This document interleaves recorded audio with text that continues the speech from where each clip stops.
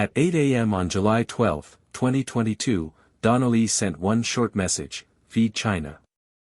That was the last anyone heard from the 24-year-old entrepreneur. 3 years later, in March 2025, a university student named Sudiksha vanished on a different Caribbean shore in the early hours of March 6. Tonight we examine both mysteries. Both cases remain unresolved. Both families still seek answers. By the way, I'm curious, where are you tuning in from? Drop a quick comment, I read them all, and sometimes your ideas spark our next case. Donna Lee Donaldson lived her life in vivid color. She was 24 and building her dream. By day she worked in customer service in Kingston. By night she developed her swimwear business through Instagram. Her posts revealed entrepreneurial success and glimpses of her relationship with police constable Noel Maitland. Her mother, Sophia Lugg, described their bond as extraordinary. More like sisters than mother and daughter. This closeness makes what happened next even more devastating. Donna Lee was officially reported missing on July 13, 2022. Family attempts to reach her had failed following her last known contact on July 12. The timeline tells a story. She had celebrated her birthday on July 10. She participated in carnival festivities on July 11. She spent July 12 resting at home before the events that led to her disappearance. Security footage captured her final recorded moment.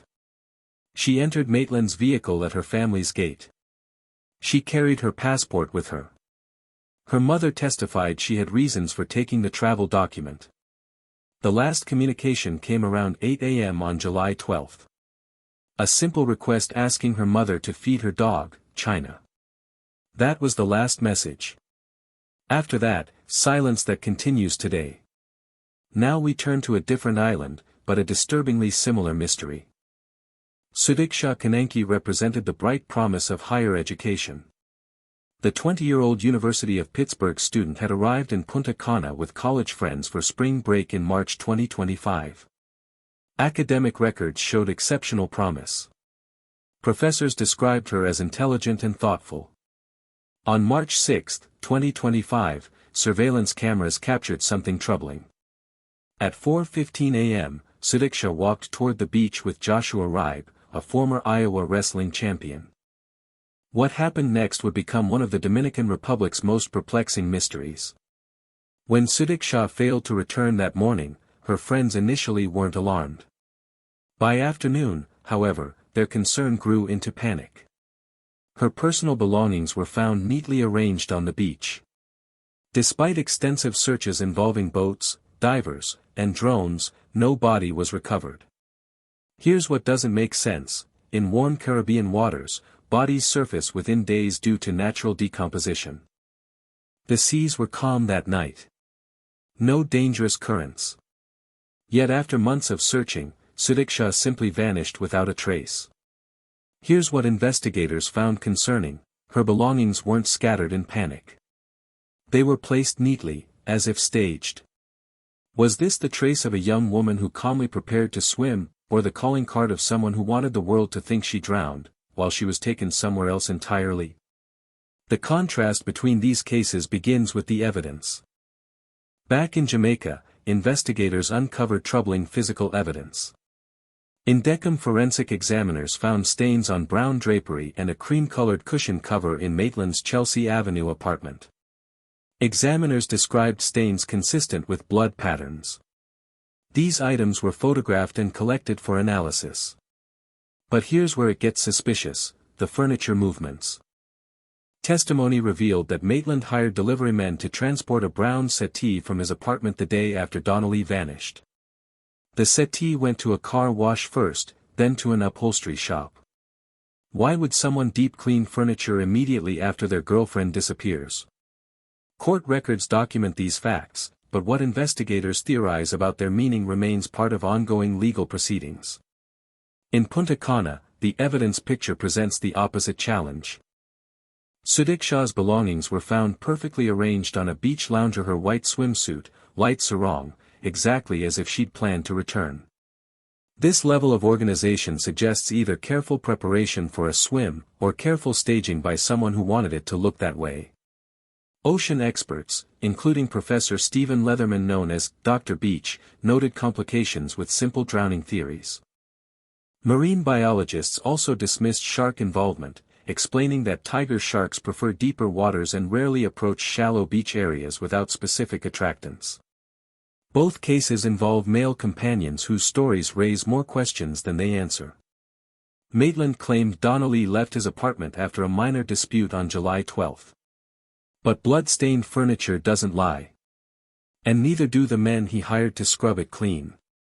The defense strategy has focused on alternative theories, including possible involvement by taxi drivers or stalkers who may have targeted Donna Lee through her social media presence. During testimony, defense attorney Christopher Townsend questioned whether someone had developed an unhealthy fixation on Donna Lee's Instagram modeling content. Her mother testified she never complained about uncomfortable interactions from strangers. So if stalkers weren't the problem, what explains the blood in that apartment?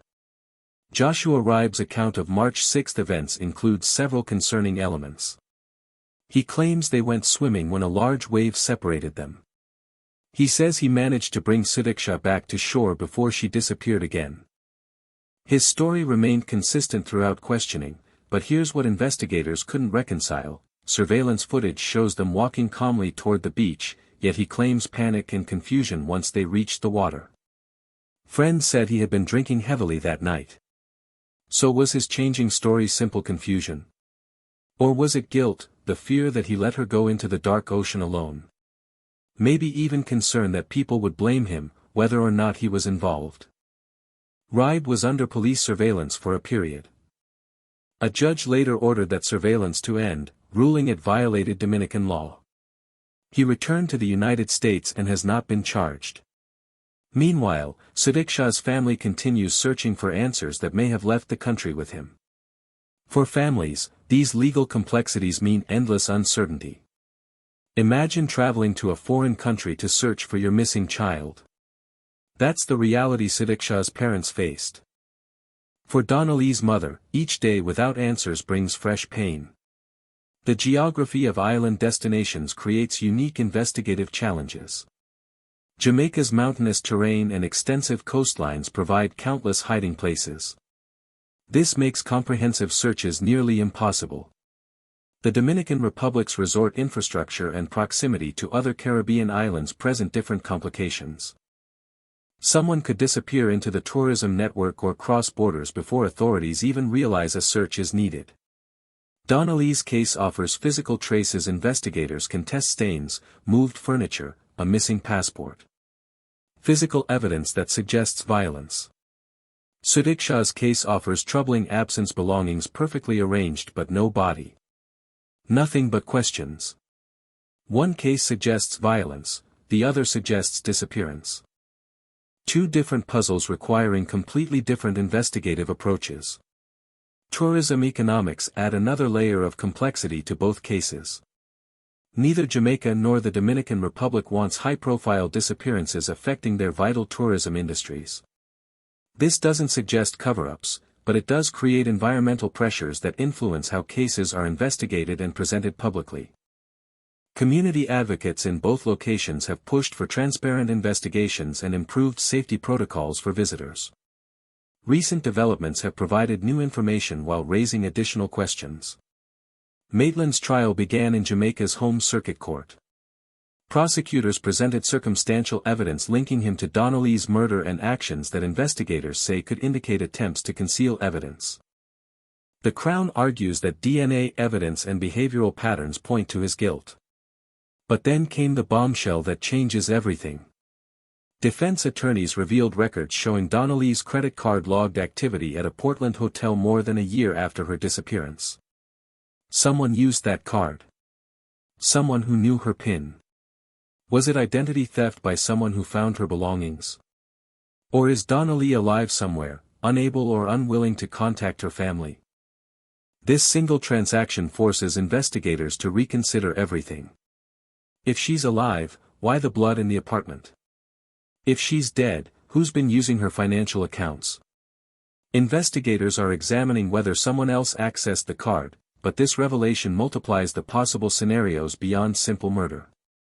The trial continues with testimony from 32 witnesses expected over 8 to 10 weeks.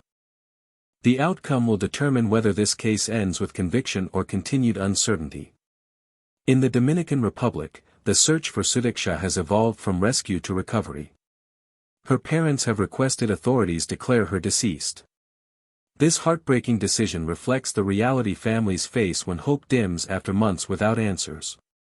Dominican authorities initially focused on drowning scenarios. The absence of physical evidence has forced broader consideration of other possibilities, including those that families and advocates have urged from the beginning. If a passport disappears the morning someone vanishes, who needs that travel document and why? If exhaustive sea searches find nothing in waters where bodies typically surface, shouldn't investigators be looking elsewhere entirely? Both women were temporarily separated from their support networks during vulnerable hours. Both were in environments they weren't completely familiar with, despite being with people they knew. These patterns suggest that even in seemingly safe situations, maintaining awareness and communication protocols can provide crucial protection. Technology offers safety tools that weren't available even a decade ago. Location sharing applications, international emergency alert systems, and communication platforms create accountability structures that make isolated individuals less vulnerable. Both cases continue generating community support and international attention. Donna Lee's family maintains pressure for justice through Jamaica's legal system. Advocacy groups monitor the trial proceedings for fairness and thoroughness. Sudiksha's disappearance has prompted discussions about safety protocols for students traveling abroad. Universities are examining how to better prepare students for international trips. Whether these cases will ultimately find resolution remains unknown. What's certain is that both young women deserve answers their families have waited too long to receive. For Donna Lee Donaldson, whose entrepreneurial spirit and family bonds defined her short life, and for Sudiksha Konanki, whose academic promise was cut short during what should have been carefree spring break, the search continues. In Jamaica, court proceedings may finally provide the closure Donna Lee's family desperately needs. In the Dominican Republic, international cooperation continues in the hope that new evidence might emerge about Sudiksha's fate. Until those answers come, these two cases serve as stark reminders that even paradise destinations demand our vigilance. The Caribbean's stunning landscapes and rich cultures will continue attracting millions of visitors. Understanding how to enjoy these destinations safely honors the memory of those who weren't able to return home. While the evidence paints a dark picture, both families refuse to give up hope entirely. Sometimes the most unlikely outcomes do occur. Until proven otherwise, the search continues, for answers, and perhaps for something more. If you enjoy deep dives into true crime, make sure to subscribe so you don't miss the next story. Until next time, friends!